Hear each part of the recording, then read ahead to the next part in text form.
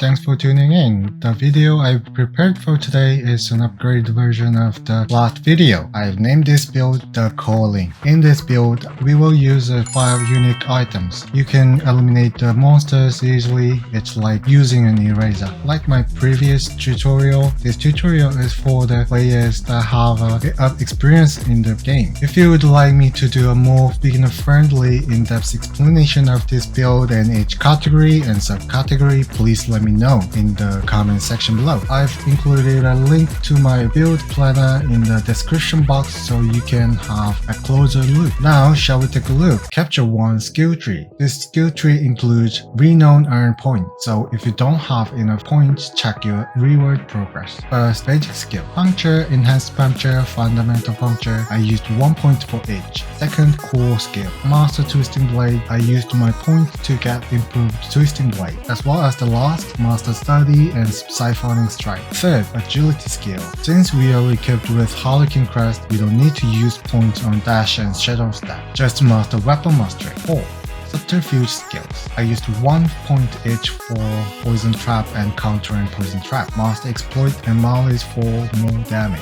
You are able to deal more poison damage since there is a 30% chance of your poison imbuement. Cooldowns to reset immediately after you've acquired countering poison trap. And you take less damage thanks to the knockdown effect from the enhanced poison trap. Also, in the latest patch, they released an amazing ring. Because this ring taunts the monsters, it feels like I have a tanker with me when I'm in the nightmare dungeon. 5th, imbuement skill. Master poison imbuement and blended poison imbuement. I used 3 points each for deadly venom, alchemist advantage, and debilitating toxins. 6th, ultimate skills.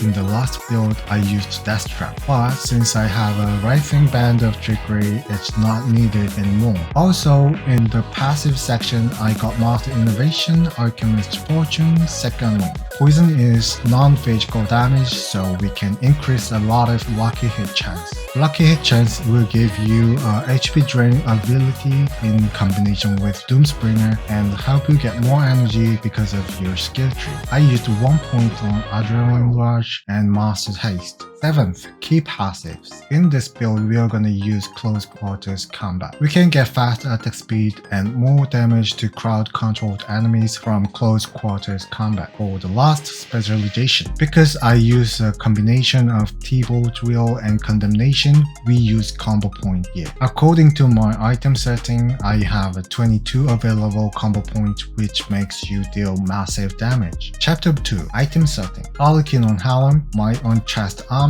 Blade Dancers on gloves, T-Bolt Wheel on pant, Shared Misery on boots, Writhing Band of Trickery and Bursting Venom on rings, Disobedience on amulet, Corruption and crossbow, Condemnation and Doomsbringer on sword. Option priority is like this. As you can see, I selected 3 different resistances and movement speed. I set this movement speed to increase the attack speed in combination with Ravenous. Since I use a lot of unique items, it's hard to set 70% for all resistance options, so I choose 3 different resistances. I put Ruby on armors, Amethyst on weapons, and other jewels on accessories for 70% of resistance. I didn't include these options priorities in my build planner link, so I recommend pausing the video to screenshot or write the information down. Chapter 3, Paragon Board. My Paragon board is based off of 15 levels of rare glyphs. I used Devious on the first board, Kenny on Chipshot on the second, Efficiency on No Witness on the third, Tough on Trick of the Trade on the fourth, Versatility on Rhaenyra's Instinct on the fifth, Control on Eldritch Bounty on 6th, and finally Bane on Deadly Ambush on the 7th board. Chapter 4, Vampiric Powers. Undying for viability, Ravenous for attack speed combined with Hectic, which gives you more use out of your poison imbuement. Metamorphosis, because I used T-Bolt Wheel combined with Aqua's Touch to deal more poison damage. Chapter 5, How to play this build shield wall. This build is really easy to play. Use the dash to get into the center of the monsters and deploy poison trap. Thanks to the rising band of the trickery, the trap will taunt the monsters and lure them in, and the function of the poison trap will knock them down. Use puncture and twisting blades continuously and make sure to keep utilizing your poison imbuement. If it doesn't have a cooldown, for example when bursting venom is on, keep tracking poison imbuement and poison trap cooldowns. They will reset really fast. Again, I leave the link to my build planner in the description box. And please, if you enjoyed this video and found it helpful or interesting,